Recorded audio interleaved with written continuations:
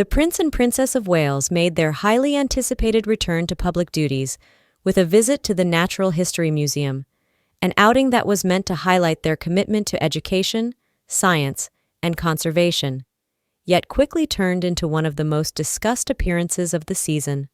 Not because of the rain that suddenly poured down as the couple greeted staff and schoolchildren, but because of the striking transformation in Princess Catherine's appearance. For this was the first time she stepped into the public eye after the summer with a dramatic new hairstyle that seemed designed to capture attention. Her locks now cascading in the brightest shade of golden blonde, longer than they had ever been, falling in voluminous curls that gleamed almost unnaturally beneath the damp autumn sky. The bold change immediately polarized opinion, with some praising her for embracing confidence and renewal after months of personal challenges, while others whispered that the color was too artificial, too bright, almost giving her a robotic aura that aged her rather than refreshed her image. It was not the first time Catherine's hair had become a subject of national fascination, for throughout the years she has experimented with layers, soft, sun-kissed highlights, sweeping fringes, and in 2017 even made an anonymous yet deeply meaningful gesture by donating 18 centimeters of her hair to the Little Princess Trust, a charity that creates wigs for children who have lost their hair through chemotherapy or radiation, a gesture that underscored her quiet compassion long before her own personal health battle came to light. That battle, revealed in March 2024, when Catherine disclosed that she was undergoing cancer treatment, touched the nation deeply, and she confirmed later that year that chemotherapy had been completed, sharing publicly in January that her illness was in remission, a moment of collective relief for a country that had been holding its breath. Perhaps it is within this context that her bold new look must be understood, as a woman signaling renewal, strength, and survival through the act of transformation, even if not everyone approves.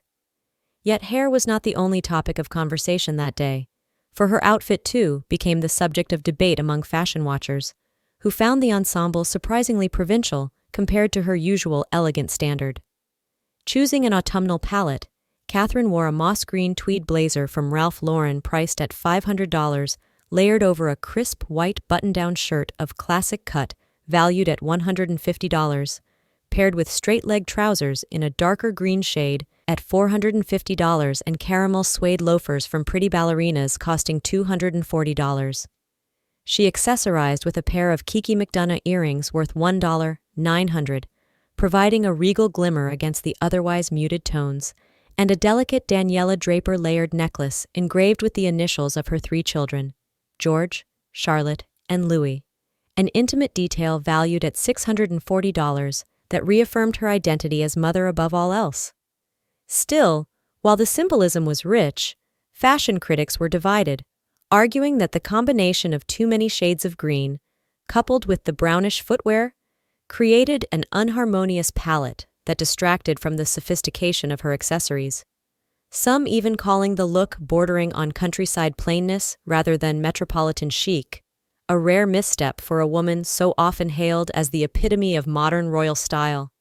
Yet for others, it was not about perfection, but about authenticity, about a princess navigating recovery, family, and duty all at once, using clothes and hair as both shield and statement.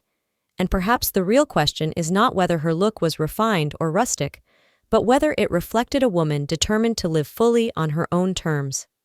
And now, as the debate swirls, one must ask, do you agree with the experts who find the ensemble too confused, or do you see in it a deliberate gesture of independence and resilience?